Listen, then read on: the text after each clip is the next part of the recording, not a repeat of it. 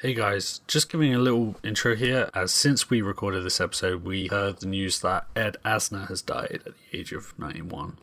He was the voice of J. Jonah Jameson in the animated series, and more than anyone else, really, he embodied his character and brought his own personality to the role. He was also Carl in Pixar's Up, he was Ed Winkler in the Boondocks, he was Uncle Ben in Spectacular Spider-Man. Amazing, prolific career on TV, an impressive career as an activist as well.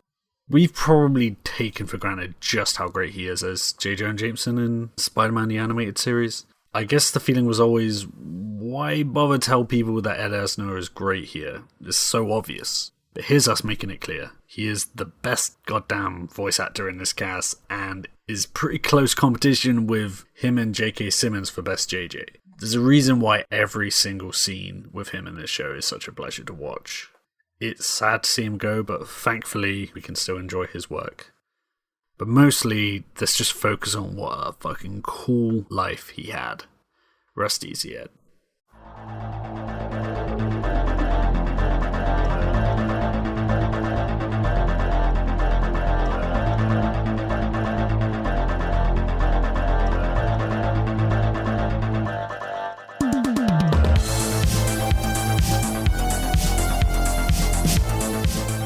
Hey there, spider lovers and other various lovers. This is that 90s Spider-Man show where we talk about Spider-Man the Animated Series, episode by episode. But this episode of the episodes isn't about an actual episode, it's about a season. This episode of the episode. Yeah, I'm sticking by it. Over here on this side, you have the semi-literate Henry Smith, and on the other side... The sinful Jack, I guess? And this time we're talking about Season 3 of Spider-Man animated series, entitled Sins of the Fathers. Uh-huh. Lots of sinful daddies going on this season. Yeah, this season felt like long, in that it's wild to think about where we were at the start. So much shit going on. First episode, Dark Dimension, Dormammu, Dragon, Cults, Amnesia. Mary Jane shooting lasers out of her eye. Mary Jane? We have found the wand of Watum! And then we have like a two-part that's just like a wholesome story mixed in with like Doc Ock. Yeah. And then we got like a double team up, and then we got goblins, lots of goblins, and then we got more Venoms coming back, and then we got Carnage, and then Got some Mortal Mama bullshit we somehow. got some Tombstone. Daredevil shows up for a bit. Yeah, it's kind of all over, and I We keep got forgetting. so much shit going on in this. Yeah, I was just thinking, I was like, oh yeah, I completely forgot that like Alistair Smythe got turned into a monster. That was like I completely forgot that until you just said it. yeah, it's a couple of episodes ago. It's like, wasn't even that middle long of the ago. season. Yeah, it's a crazy season, and Crazy ass season. and I think a good one. I was going to say, I think it's probably the best of the show. Yeah, So far. I know, because you said that like in every episode we've done this season. I think the bang average of this season has been off the record. Even some of the episodes which I think at the time I was like, it's pretty good. I've like looked back on and thought were This is like really good. terrific. Goblin War, for instance, I think at the time I was like, it's pretty good. And then like I think about it and I watched a couple of clips and I'm like, this episode was great. Yeah. And I think, like, unlike the first season where we got a lot to set up, and the second season where, like, we got too much backstory and too much shit going on, we've kind of got, like, the basic dynamics on the personal level with Peter Parker and his, like, various people around him. But also you can just throw in people like Daredevil, like Iron Man, who forgot was in it until just now. And I feel like the show, even like Treads Water, it's got enough like narrative like references to be able to just speed up and slow down without any kind of like difference in the quality. I think this season is like good MCU versus last season's not so great MCU in terms of like they're both things which are like heavy on the connective thing between the episodes and like, but in for instance in this, like the portal tech only rarely comes into play towards the end of the season. But it's like it's been there for in the middle since Tony Stark was like, I'm gonna throw this in. Yeah, it's like there's little stepping stones to get to that point, and it doesn't like feel Feels organic. yeah In a way that like some of this hasn't felt. Yeah, and it doesn't. None of it ever feels drawn out. I speaking of Iron Man, though, I feel like that's one of the few things that like didn't work because they kind of went like, yo, here's Iron Man out of nowhere, and then kind of did almost nothing with him, and then he left, and I was like, I don't actually know anything about like Iron Man. Then give us like, it don't even like give us a backstory. This show fucking loves backstories. yeah, well, Iron Man needs his own like, not that he needs like to be the focus of an episode, but like you should get like a little bit. A Matt Murdock level of this is my story, but it's like I'll see you in my show. Yeah, it's just odd that you got more War Machine than Iron Man. So by the time Iron Man shows up, you're like, Iron Man's not voiced by James Avery, is he? So yeah, but then you kind of get like this. It feels a little bit like Iron Man is the second-rate War Machine, even though like War Machine is established after the fact. Yeah. It's a little weird, and also like he kind of just runs with it, and it doesn't feel like it's relevant. Whereas like, for instance, Daredevil, like of course they're teaming up against Kingpin. That makes sense for both those characters.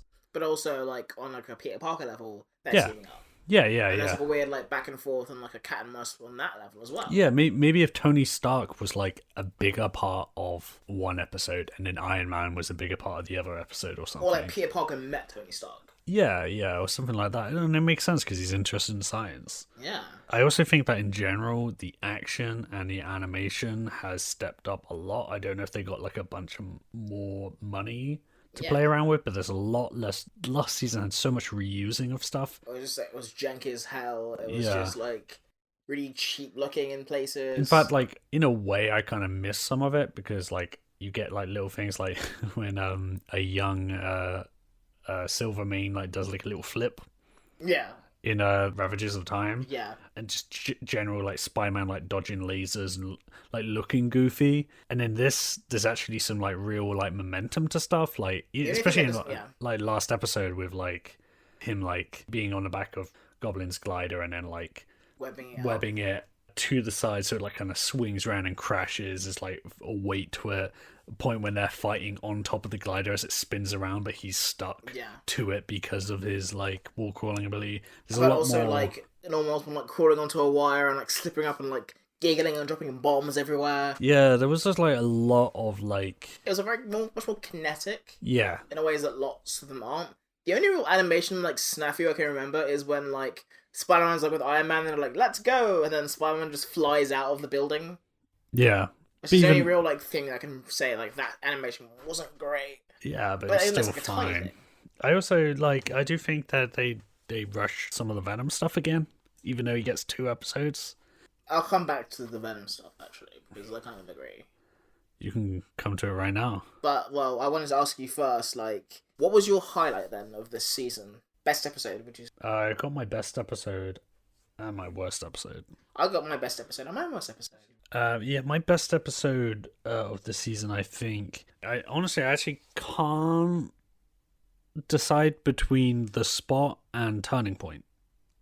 I think, obviously, The Spot was a good episode, and then the final episode of the season. I think they both had a lot going on. I'm leaning more towards Turning Point, just because I think it's really artful in the way it like combines several different things from the comics. I think it's like the best made episode. I also think it's the best the Green Goblin was, because I feel like until that point it was a bit. He was just a bit silly. Yeah, and I feel like they didn't, because they introduced Hobgoblin first. It was like it was struggling trying to establish like what kind of character he was, other than him saying, "Oh, I'm the real deal. I'm the real Goblin." It's like, well, okay, you were stronger than Hobgoblin. But, and you happen to be green, which is like a more intimidating colour. But he really came together in that last episode. I say a little bit in like the Goblin War as well, because that's kind of like when he's like, "Move over, Hobgoblin. I'm the real fucking deal," and he kicks his ass. Yeah. You're like, oh shit, this is the real Goblin. I gotta deal with him. Mm-hmm. But yeah, like I'm kind of like right there with you. Though I will say I think it was a harder thing for me because I initially was gonna say Turning Point as well, but I was like, that's too easy. Okay. You know?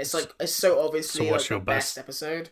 Let's delve a bit deeper here because I also had The Spot, but I also want to touch upon 3 other episodes. Which of course. Yeah. What's the best episode? Here's a list of half the season. Because it was that good, man. Because yeah, like apart from The Spot, I feel about Make-A-Wish and how fucking absurd that episode is. Which is like, because like most of it, Spider-Man's just like fucking around, not really doing anything, lost his memory. And we spent most of it with like an 8-year-old girl and like a very, very patois taxi driver. How much of that is Make-A-Wish and how much of that is Attack of the Octobot? Oh, what's the second one, right? Yeah. So yeah, Attack of the Octopus is what I mean. As insane as all of it goes, I feel like when I think about what happens in that episode, that is probably the most insane episode of the show. Dr. Octopus wiped out his memory. Send in the robot tanks. This is Deepak. I am not believing what I am seeing. Strange vehicle looks like Spider-Man is driving. Yeah, man. That big old love bus is trucking up down. What is wrong with you? Don't you remember how to drive? Is this the end of Octavius? Defeated by a child? And then you get something where there's like a lot of fun developments and stuff with Venom Returns.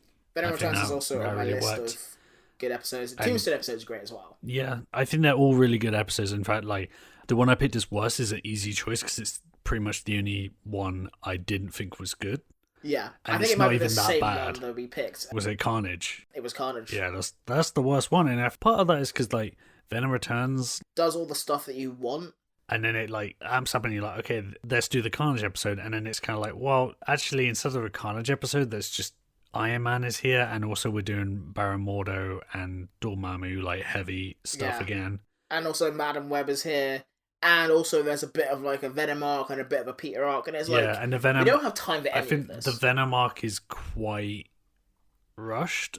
Oh, it's incredibly rushed. I think it might have made more sense if you have something like with Norman Osborn, right? You got him sort of in episode 4, and then he sort of like Green Goblin comes more into play in Goblin War and those final 2 episodes. And maybe if like we had like a Venom Returns thing earlier in the season, and then another 2-parter about Carnage later in the season or something like that. Yeah. Like it just felt like it was too much for 2 episodes. Very much so. Like, even the episode kind of knows it, because at one point Spider-Man just goes to Madam Web like, help me get to the end of this episode, Madam Web, and she just like dumps a load of exposition on you, Spider-Man. Here's what's happening at all points of the story. Now you know where to go next. Oh yeah, that I got so confused watching that. I think That was about fucking batshit crazy. it. This also leads me on to say best villain, worst villain. Oh, what's a difficult one? Ugh, I know my answer is it's a close call, but I have my best.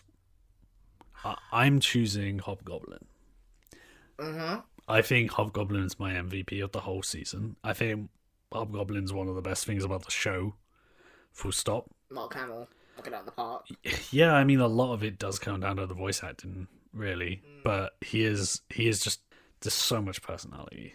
That I really enjoy that. And then there were some other close calls, but I do really like Hobgoblin, and he kind of like gets his dues this season a bit. Like we get to see him dip into the plot here and there, and then also like sort of conclude. Yeah, I think there's gonna be more Hobgoblin like coming up. Au contraire, mon frère. The Green Goblin's obviously excellent, but also the Spot as a villain, even though he's not as like obviously villainous. Yeah, he was a villain for a short yeah. while. Yeah. Doc Ock is also good. Dormammu, but then that kind of leads me like quite nicely to my like worst of, and I think I don't know if it's like he's like the worst then or he's having the worst time, but like I thought that Kingpin had it bad last season, but this season it's just like I'm like, oh come on, like I don't think anything bad happens to him, but he's just having a bad time. Yeah. And all of his plots are like backfiring and are just damaging But him. he also gets his hands dirty more. There's Yeah. actually more Kingpin fights. There's more throwing desks. There's Oh yeah, more. the death percentage is up by 100%. He's a dirtbag this season as well. Yeah. He's more of an asshole. He just gets more like humiliated and like just embarrassed. I think like you even get like a proper conclusion with him. He's just like, oh yeah, Spider-Man had to fly my jet for me because I fucked up again. You know? I think my worst villain goes to Herbert Landon. Who I forgot he was in this season. Yeah, exactly. He becomes a player, and you think, oh, okay, we're changing the Kingpin dynamic a little bit by Alistair is out, Herbert is in. Yeah. But Herbert's in this he season. literally just fills the Alistair role exactly where he's just moaning and complaining and then doing things wrong, and then Kingpin shouts at him, and it's like, Why did we okay, change him out? he's just like Mr. Smithers. But like even more pathetic. Yeah. Somehow. At the beginning of like the Ultimate Slayer thing, I was like, technically that in a lot of ways it's an upgrade because he's technically a massive like mutant scientist. He's done all this stuff before in season 2. He's got a weird foot. He's got a weird foot. He's actually, like, he wants to do villainy. He's not, like, He's primed and ready, and then Yeah. he does nothing. He's just like, oh, I'm just gonna Literally do what nothing. Alistair Smythe was, but, like, Alistair Smythe had, like, no reason to be here. But I have a reason to be here, but I'm going to do less somehow. Mm. You know, you're like, oh, okay, man. New target, Norman Osborn. Objective, revenge. Landon, what is going on? Reprogram Smythe immediately. I can't. He's just terminated our connection. But I haven't finished reprogramming. Do it now. For his sake, as well as yours, Dr. Landon. I'm sorry about that. It's a minor malfunction. Speaking of supporting characters, best and worst supporting characters. Oh, I know the worst. I don't know if he can count, like, he's, like, the worst, but, like, I think he gets a supporting character. does he? Mm-hmm. Because, like, as much as I hated Harry Osborn during the season, I also loved it whenever he was on screen. I was like, yeah, fuck this dude. And I did not have a good time when he I was on had a screen. great time, because I was just like, oh, Well, it's because it made it really easy to hate him. Well, yeah, because you've been complaining about him for the whole show, and he hasn't done like a lot that is that bad. And But then he just now- does it in, like, this really fucking annoying way. But now he's actually the worst. I guess he's, like, the... I think maybe there was a point when I was enjoying like yelling "fuck you" at my TV, and then now not so much. Now I'm just like "fuck you." Because, like, even... He's probably gonna blame Peter for Mary Jane going missing again next season. oh, Remember 100%. this season started with him blaming Peter for Mary Jane's disappearance Oh, yeah. and the cult thing, and then he just kind of like dates her for a bit, and then becomes a huge creepy asshole ex. Happy to see me, friend? Harry? Oh, you do remember. I thought you might have put me out of your mind when you stole MJ away from me. Thanks a lot, pal. So how's Harry Osborn handling you not being his girlfriend anymore? Not well. But he also has, like, that one redeeming bit in, like, the first Goblin episode where he's, like, he gets his shit together. You see, like, what he could become. That's true. Actually, he is good in that episode. Yeah. that I was think, like, in terms of the development and, like, the arc he gets, I think Harry Osborn actually, like, gets a lot of work, and we get to see what he's like as a character more than we do most of the other characters in the show. As for best supporting characters, I've got like a tie because I Okay. can't decide. My first one is Felicia Hardy. Actually, I know we make fun of her a lot, but I think she's actually like, as far as such a ridiculous plot, I think her. I'm not sure. Like, I kind of don't agree with you, but let's go. okay, she's voiced by Jennifer Hale. Who I vaguely recall. She does voice acting all over the shop. Anyway, I think she does really good work with Felicia. Do you really love this Jason Phillips guy? And why should you care about that? Unless you've got a better offer. The stuff around her kind of sucks a lot of the time, but as a melancholy character, I like her, and I like her vibe compared to the other female characters in the show. And I think also, like, she was very much like heavy on just the privilege stuff in the earlier seasons, and now in this season I think it's more like just sad of like all this bullshit happening to her, and I think setting her up for stuff next season. But I actually did enjoy her, I think, the more I think about it. And the person tied for best supporting character is Mousy. Fuck you. Also, I think you're right. But fuck you.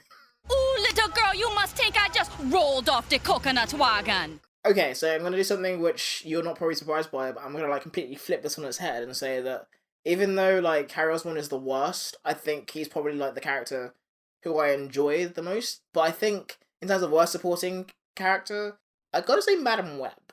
In that like, Alright. yeah, she just kind of sucks. I think the thing is I enjoyed hating her a little bit in the same way that you might have with Yeah. Harry Osborn. But the difference there is that, like, with Harry Osborn, there's, like, a lot of colouring in and a lot of, like, expansions of the character. He feels, like, more three-dimensional. Like, a three-dimensional bastard, sure, but a three-dimensional character. Whereas in Madam Web, it's just, like, here we have this person who pushes forward the plot, and she's aware that she's pushing forward the plot, and she's just going to be a bit of a dick about it. And like she only really exists to annoy Peter and us, and or provide the right answer when the right answer is necessary. But I don't know what I like the way she's used, but it gets overplayed, and also, it's a plot device. She really sucks in that last. She's a fucking asshole. She's like more of a hateable villain than Norman Osborn. Yeah, I don't think it's meant to be. It's meant to be she's like veering into like a Walter White territory. I think you're meant to get like understand why Peter is angry, but know that he's making a mistake by cutting her out and ignoring her. But like, I'm like, no, logically, she is not helpful. She is not like, you might as well have not got any warnings from her because none of them have actually been helpful. Tell you what, she reminds me a lot of The Empire Strikes Back, in that like, I kind of feel they're going for like a Yoda in like that movie of like, he's a bit like chaotic and like mischievous. But he's also training. Like, he's ultimately wise. He's doing it in a very different way. But they forgot to make her useful. Yeah, all wise. Yeah, I mean, there's a couple of things here and there, like Yoda, but that for like 3 episodes. Yeah, actually, I guess I did enjoy early on, like her, like the fact that she makes fun of Peter. But it's just she's always at that level though, even when it stops making sense, and she stops being fun. And she stops being wise as well. Like, she has a couple She's literally psychic. There's a couple of things early on when she, like, says... Even if it's kind of down, but, like, stuff like, you must have a faith of a child, or, like, you must, like, look to a foe as an unlikely ally. Things like, you can't use, like, your brawn, you know, to do this. You need to use your mind. Like, ultimate, or your 3DS. Or your melee. I said brawn. Eventually. Yeah. At least there's something there, and then she kind of stops doing that and then just starts being like annoying, and it's like, well. And like when the stakes get higher for Peter and he starts like not having fun with it as much, because initially he's just a bit like, oh, that crazy bitch again, but then it becomes a point where it's like, hey, fucking help me, my girlfriend died, and she's like, well, it looks like you fucked up then, isn't it? And at that point you're like, okay, this isn't a character, this is just like a cipher for like the rageful nerd that is watching this show or something. And you're like, this isn't fun for anybody. Madam Web! Oh, not her again! I'd almost rather be facing Smythe! Was there any characters that like let you down? Or any characters that like surprised you? Because I know that like Cleus Cassidy, I wasn't actually looking forward to him or Carnage in the show. And while I don't like the Carnage episode very much, I think Cleus Cassidy was a fun character, and I enjoyed the way he was used in Venom Returns.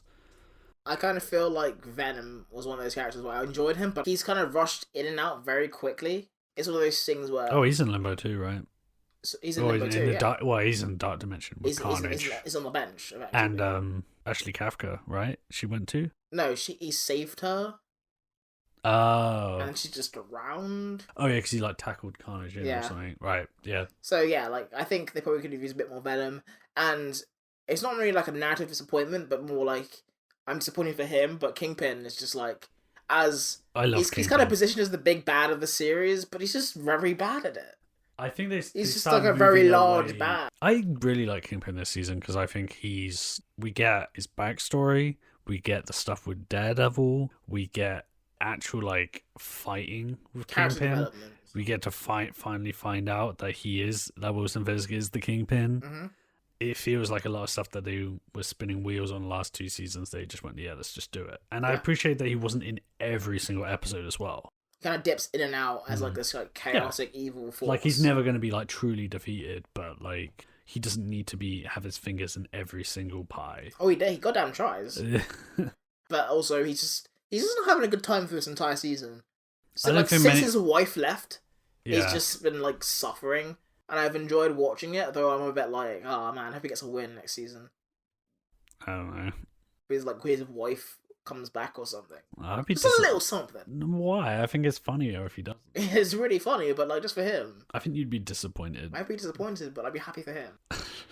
But he doesn't deserve it because he's an asshole. He's an asshole. No, he deserves everything that's coming to him. Speaking of like Venom, there's also like a running thing you notice in this show that happens like even more than in the comics, but like a lot of tragic romances and a lot of tragic romances with monsters, and that goes beyond this season as well. But like Venom comes back and he's got like a relationship sort of brewing with Ashley Kafka that which is probably not very ethical. That he like sacrifices himself to save her, and then you got the Spot and Sylvia who are like he tries to sacrifice himself for her, and she's like, "No, I'm coming with you."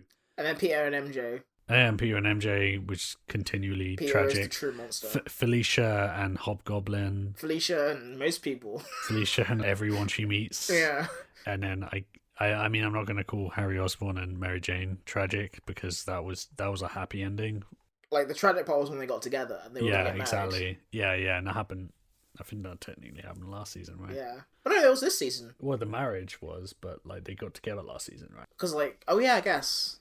When we're on about Eddie, I do, as much as we want to talk shit about him, I do think Hank Azaria is really good at voice acting still. Yeah, he's got a couple of credits. And I love, because Eddie Brock's been written in a lot of different ways over the years. That it's kind of sometimes hard to nail down what Eddie Brock is, unless you're like Donny Cates and you're like good at this kind of shit. But he is... I actually, I posted, if anyone uses Tumblr, we have a Tumblr, that is smshow.tumblr.com. If there's an internet site, I assume we're on it. Yeah. I posted a thing on there of we're not on Pornhub. Eddie Brock doing some dumb shit from the comics, Yeah. This is some comic from the 90s, and then someone reblogged it and referred to him as a himbo edgelord, and I was like, that kind of sums up Eddie Brock in this show. Okay. He's kind of like... the place he gets to, right, where he's in the Carnage episode, where he is someone who's trying to do the right thing and he hates Spider-Man, and he still has this very simple Spider-Man energy, but he's also got this depth to him. Yeah, and he's he's a bit of an anti-hero, and he's got the affection of another woman who's fallen in love with his tortured soul or whatever, but he's also a complete dumbass, jumping into that vat to get his symbiote back when everyone was like, this is a terrible idea, it'll almost definitely kill you, and he was like, sorry, I can't hear you. Yeah, cut to 5 minutes later, he's in the dark dimension. Just hanging out with Carnage till the end of time. Also, I want to give props to a prop, which is the milk sign. Remember the milk billboard? Oh, yeah, that Man and Web kind of yeah, magics in and out of. That's in 4 episodes. She magics into it, but it's also in the background of a few other episodes. And in the Carnage episode, that's the billboard that collapses onto Spider-Man when he's fighting Carnage. So... I don't know. I just wanted to point that out because it's a very stupid billboard. What was the message? Milk. It was that level of simple. I think it was... the sign reads, milk. It's all good. That's the unofficial title of the season. Mm-hmm. And this season is all good. Sinful Daddies got milk? Milky Daddies? Simple Milk Daddies. Dr. Milk Daddy? It's just words now. This is just a word salad. Yeah, word salad with milk. You would bring in the most insane thing as with the tone of, ooh, I got one. I've got a really good pun here. Milk goes in salads. That's the basis of my joke, is that you put milk in salads. Remember how you put milk in salads? You just pour milk over some lettuce. Yeah. No one on earth has ever eaten that. I don't believe anyone has ever eaten that. No. Because people don't. That is disgusting. So you don't have a stance on murder, but you have a stance on milk on salad. That is worse than murder. That shit is what Harry Osborn eats every day. That's why he's so angry all the time, because he's having to have salad milk. Because he's in a pocket of big milk, I think. His dad doesn't know yet. It's a crux of season 4 is Harry trying to get him to the thumb of big milk, crushed under its udder. I also want to give out 3 dad awards. Okay. It's just like in Mario Party where the game's over, but you give out 3 random awards. No. It's more I guess movie awards. Oh, okay. No, that doesn't work either. But anyway, I want to give 3 awards. I'll tell you what the 3 awards are, right? But there's Daddiest Dad of the Season. Okay. And then there's Most Sinful Dad. It's Most Sinful Daddy. And then there's the Dennis Hopper Award for Scariest Daddy. Okay, hit me. I believe the Scariest Daddy Award goes to Green Goblin. Okay, he's a very scary daddy. The most sinful dad, I think, is Kingpin. Oh yeah, he's a very He talking about sins of the father. fucked over his son. Now, how many days shall I have to wait for my son to exact his revenge? He framed Peter Parker, like a guy he doesn't even know, and then was like, yo, we all good afterwards. I really must apologize again for that little mishap that put you in jail, my boy. Sorry, I got you fired from your job. He also like took his like the only guy who would give him the time of day and put him in a tube and were like, I'm going to turn you into a monster. As you should know, Smythe, in spite of my size, I have the agility of a cat. Too bad you have the loyalty of a jackal. By the way, also, I've had your dad on ice and didn't tell you. Yeah. He's the reason that Matt Murdock's dad's dead. He's like fucking up all the dad energy in the show. Yeah. It's a fantastic shout. Father lives? Kingpin's holding your father in cryogenic suspension 5 floors down. And then even like stuff with like Doc Ock, he's just like, I don't even need to be here, but I'm just gonna be like, yeah, here's some. I'm gonna ruin your father-son time with your Octobot. Yeah, he's like the cat's in the cradle of that episode where it's just like, you have to work. You can't spend time with your son. You have to work. Yeah, and but for Dad of the Season, right? Mm-hmm. I'm willing to have you change my mind on this, but just the more I thought about it, I was like, I think the person who we see with the dad energy the most times is Baron Mordo. Okay, you have to explain that. Well, you think about it, right? Was it because he's constantly running away? He's going out for cigarettes every time. But also, he is impersonating Mary Jane's dad. He was impersonating Peter's dad. He was impersonating everyone's dad in that cult, presumably.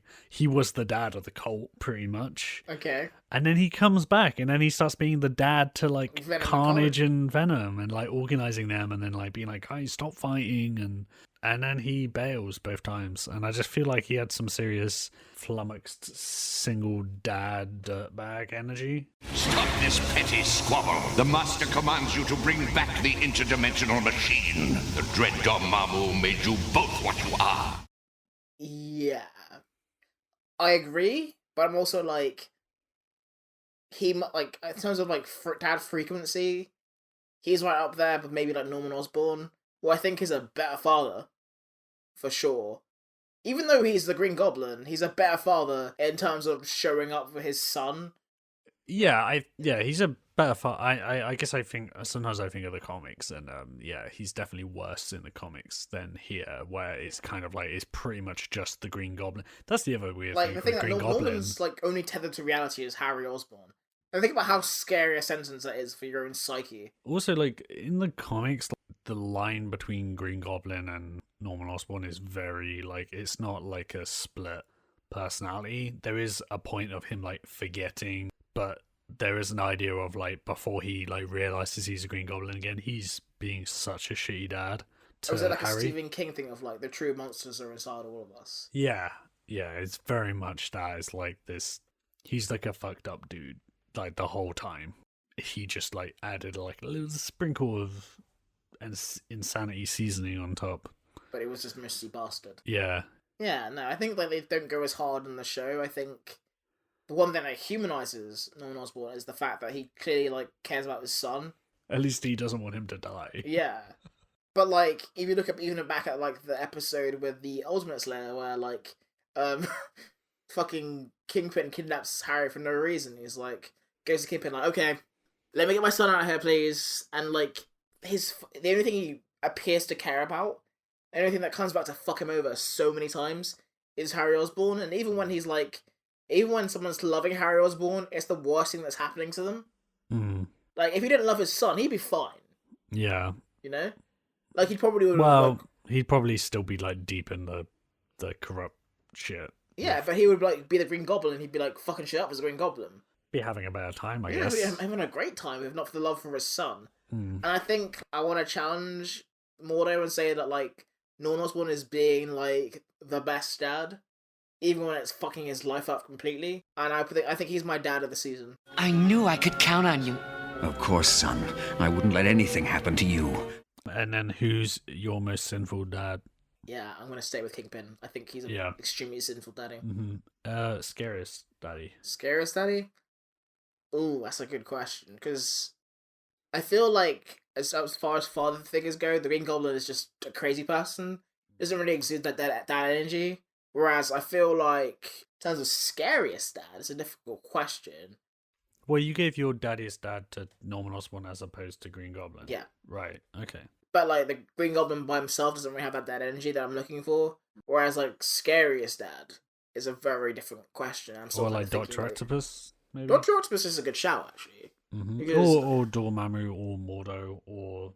Tombstone as well. I guess he's the dad of the bandana gang. Yeah. I think he's trying to, like, exceptional, like, son in the Randy. The scariest gang. Yeah. You're so close to being in the family. Don't mess it up. I also think there's one I'm missing. Big Wheel. Big Wheel is a terrible dad. And also... I almost put Matt Murdock as my daddiest dad as well. But I do go on. You could probably use some rest. How about if I let you? Oh, he's got like good dad vibes, and if I wasn't going for Norman Osborn, I'd say, yeah, probably Matt Murdock. But in terms of my scariest dad, I would probably say Baron Mordo, who's...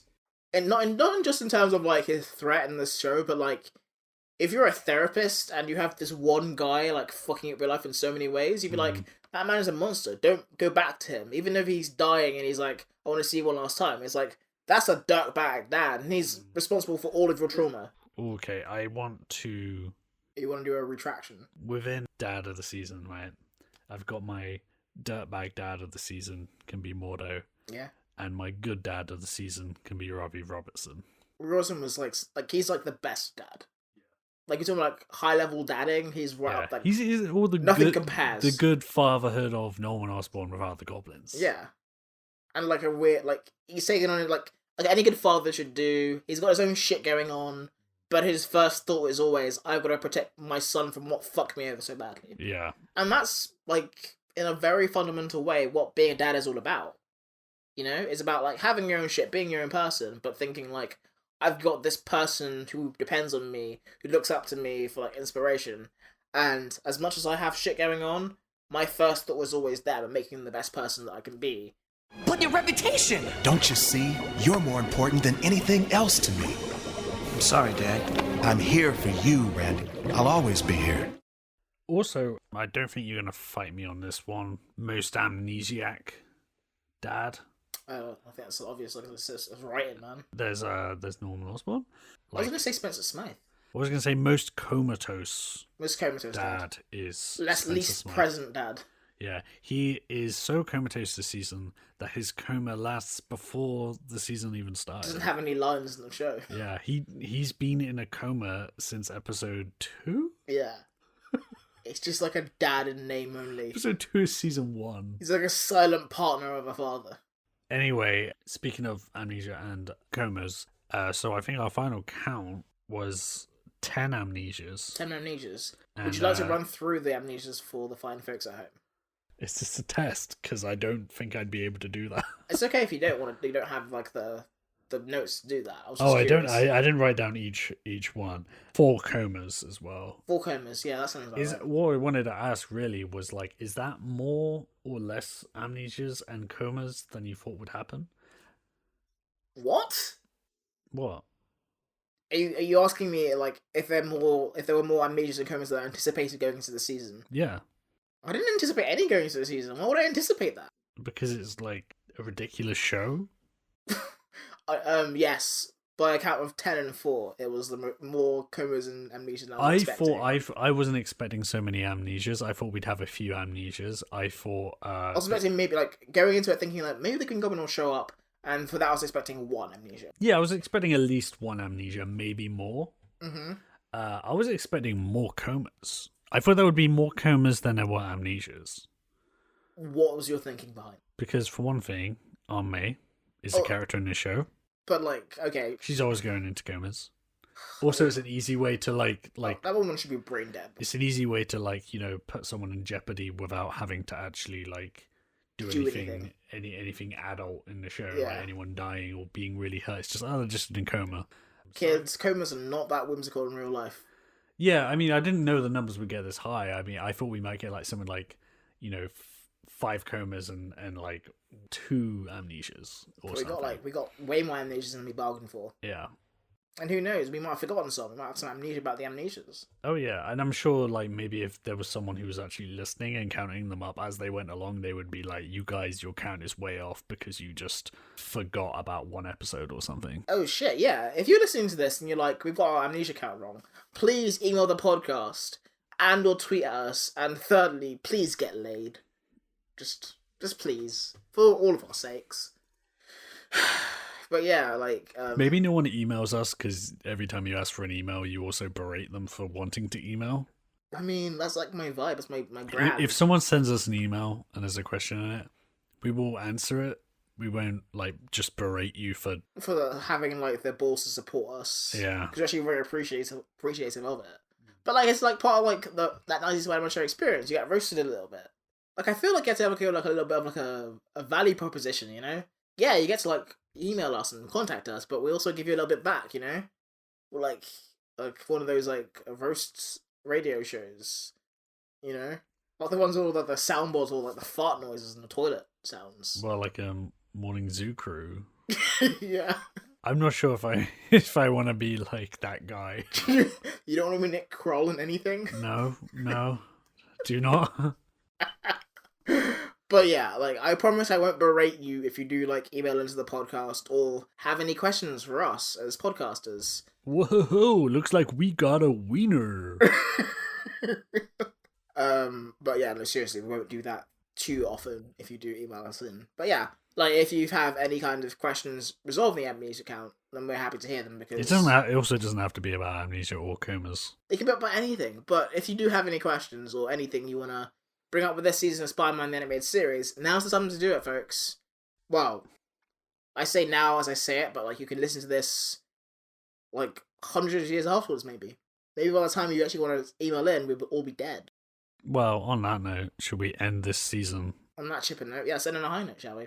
But yeah, no, that's the end of Season 3 of Spider-Man the Animated Series, and therefore, the end of That 90s Spider-Man Show Season 3. Isn't that crazy? We got all the way through here. 3 years of this. And 2 more to go. Maybe more. Cannon like this? Madam Web! So, thanks for coming on with us on this journey. Thanks for tuning in. And we're going to take a short summer break, I guess, by this point. But we'll be back next season for Season 4. Where we'll have more bullshit to swing through. And all that good stuff. But yeah, before we clock off for this season, Jack, anything you'd like to say? See you on the other side, fuckers. And that's been That 90s Spider-Man Show. Don't be a sinful daddy. Go about your lives.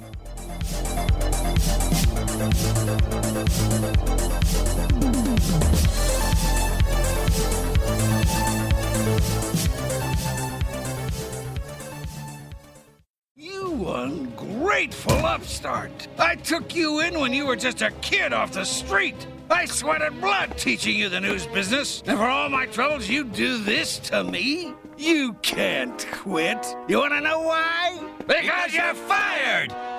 JJ, I'll never forget you, no matter how hard I try.